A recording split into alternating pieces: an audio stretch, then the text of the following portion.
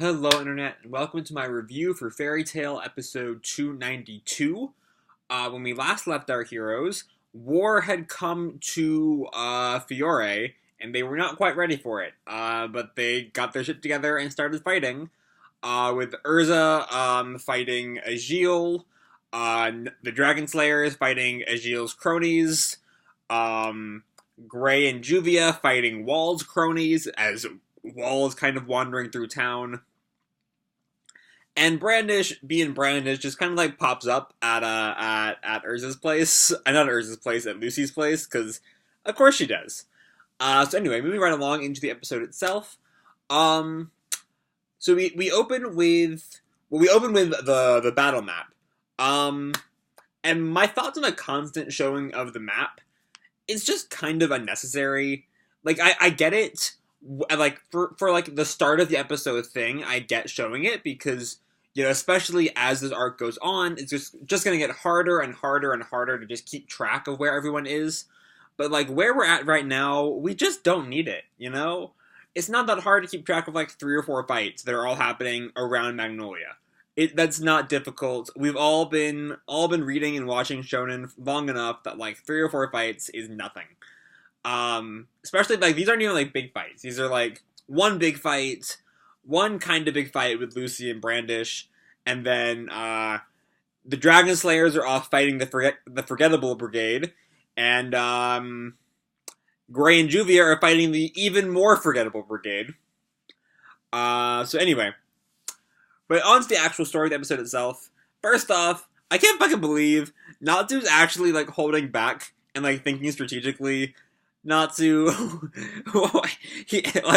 I love this scene where Happy is like so fucking shocked at like Natsu using his head on his fight with what's his face, Bakker? I don't remember that guy. You know the one, the eyes blindfold guy. Yeah, I can't believe Natsu is using his head for once. But it's great. I love it. It's for one thing a sign that Natsu has had some little character development over the time skip. But also just funny. It's just funny to see Natsu actually think things through for once. But besides that one bit, the Dragon Slayers versus the Forgettable Brigade is, well, forgettable.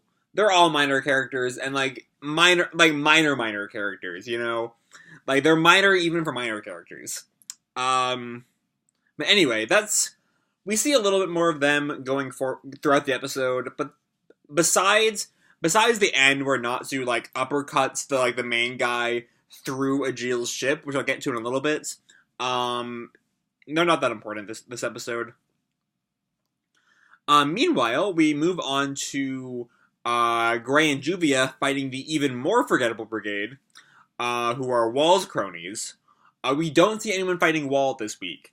Despite the fact that he is the best dressed member of the 12th, I admit, he does not do a lot of fighting right now. He will next week, as we will see in the next time preview.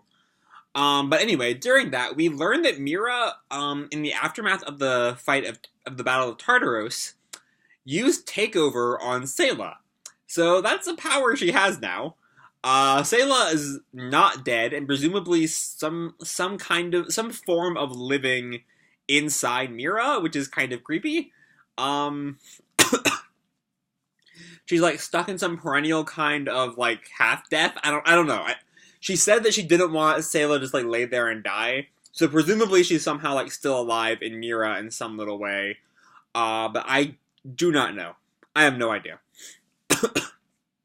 Sorry, my nose is doing some weird shit tonight. Anyway, then we head back to Fairy Tail HQ, where Mavis is trying to get Warren to like relay some orders to the guild, and he's like freaking out. And finally, Max steps in and is like, dude, we are all freaking out. You have one job. You already failed your fucking job already. Get your fucking shit together, man. And like 2019 is the year we love and appreciate Max. I had to look up his last name, Allures, alright? Just because I don't know him does not mean I don't appreciate him. I appreciate you, Max. You're good. Also, I had forgotten how bad Max's original haircut is, so I just want to appreciate how nice Max's current haircut is. It's super cool.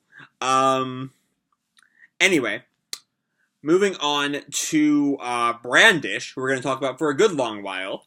Brandish, as I mentioned in my last review, is so delightfully weird. You know, she sees she has like this tense confrontation with Lucy, in her first scene of the episode, and then she's just like, "Get in with me," in the bathtub, and Lucy's like, "What the fuck?"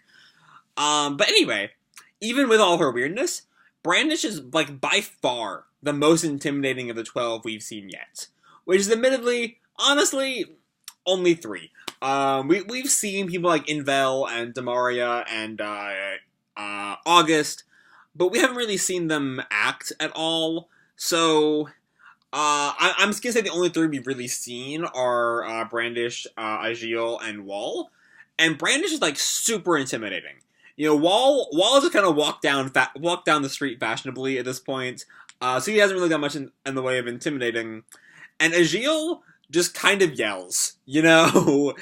But there's this like the scene where Brandish like shrinks the house next to Lucy's as like a threat.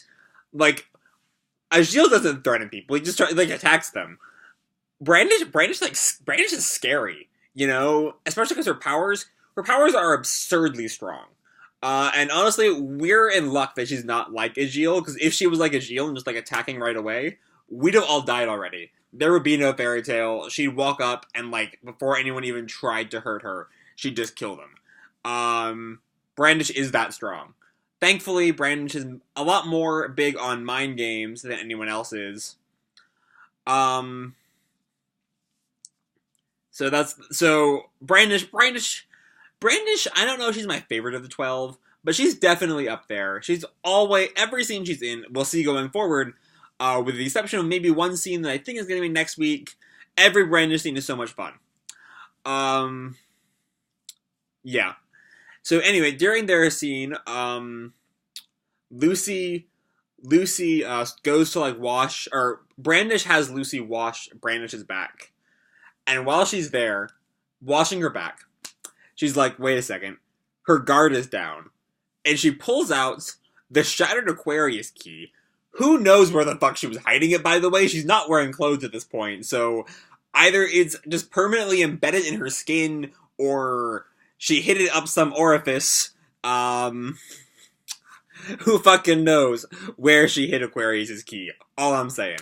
But anyway, she gets Aquarius' key in her hand, and is straight up about to stab it in her neck. Like, people joke about Lucy being useless. She was gonna fucking murder a girl, like, in her bathtub. Holy shit. Holy shit. I love you, Lucy. I love you so much, Lucy. Don't ever change. Never change, Lucy. But before she can do that, Brandish has pieced together that Lucy is Layla's daughter. We do not find out why that matters to Brandish, though I do not worry, we will give it time. But in her rage at finding out who Lucy really is, she shrinks the house. Lucy barely escapes. Brandish somehow escapes and somehow gets her clothes back on. Don't know how that happened, but whatever, we're living with it.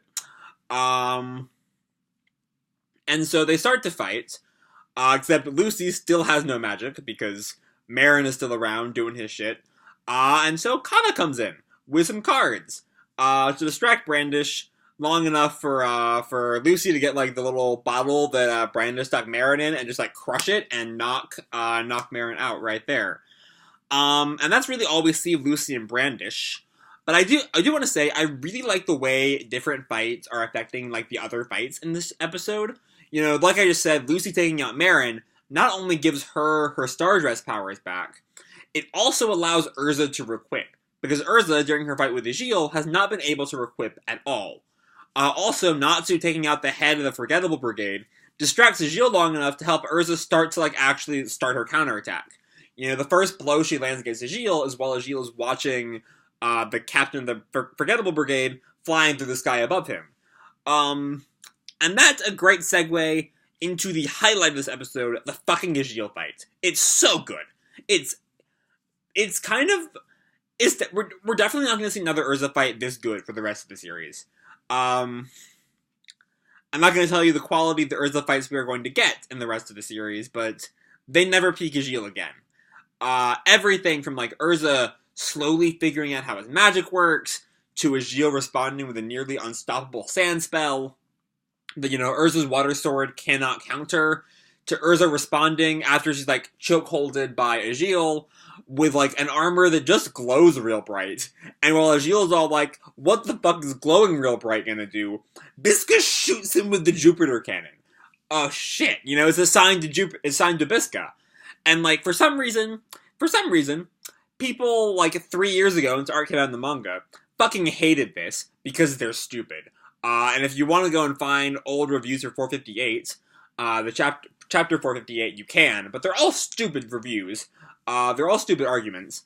Their big claim was that Erza was caught by the Jupiter cannon and that she was to the point that her clothes were destroyed, which is not true. It did not hurt her, and Erza's nudity was caused by her equipping, which the anime does make much clearer.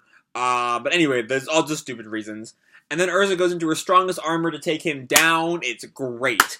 The fight combines science, logic, all while not betraying the basic themes of the show, being friendship and like relying on your friends. With Erza relying on Bisca, who you will recall from that one Omake chapter / like filler episode, Erza was Bisca's first friend in Fairy Tail. Their relationship goes way back. And we see that pay off here with just the amount of trust Erza places in Bisca. What's not to love about this fight? It's phenomenal. It's not my favorite of the Spriggan 12 fights. That will come later. But it certainly is up there. It's so good. That's kind of my thoughts of this episode as a whole. This episode was great. While the fights with the Forgettable Brigades, which are their official canon name now, so saith I, those were good and all. The episode really shined with Brandish and Lucy, and of course with Erza and Ajeel. Brandish knowing Layla raises all kinds of mysteries that we'll get to later, but for now, let's just take a moment to bask in the glory of the Erza-Ajeel fight. Erza's not topping that again. Not in the main series. 100 Years Quest will debates, and that's still ongoing, so who knows. But in main Fairy Tail, Erza's not getting this high again. But next time, Wallace takes center stage with an appearance of everyone's favorite parfum-loving Pegasus. Also, the infamous hay fever incident of 2015 is making a return. So I'm going to leave this video off here. Hope you all enjoyed the chapter, episode, and the video. If you did, feel free to drop me a like, or subscribe, or, do whatever the fuck you want. I don't really care. And as always, people, keep kicking ass, and I'll see you in the future. Bye!